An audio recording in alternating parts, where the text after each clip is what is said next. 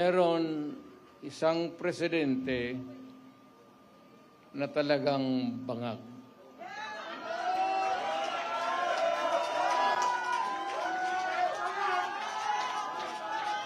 Hindi naman buang,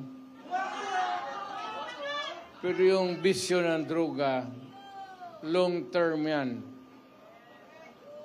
Maging ulol si Marcos,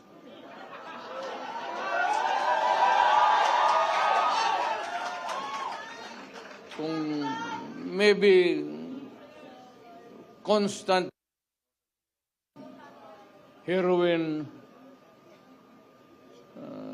aabot pa siguro siya ng 80. Pero pagdating sa panahon na yan, hindi na siya gumagalaw. Either nakatindig lang yan sa kwarto niya o natutulog. Ngayon, kung bas minus yung droga at krimen ngayon kaysa noon,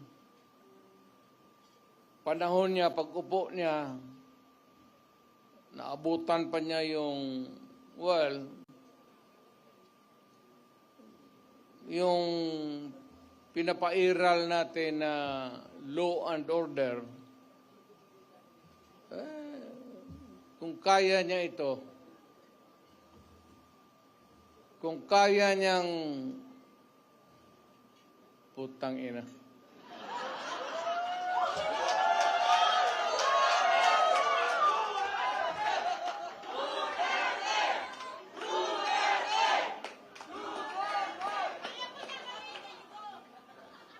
Alam mo, kung ako ang durugista, kung may ganoon ako, at bakit sa utak ko, bakit hindi? Total, kasama ko naman sa presidente sa hit-hitan. So, yung, baski yung mga pulis, pati military, medyo, ano sila? Because of the incongruity. Hindi magkasya eh.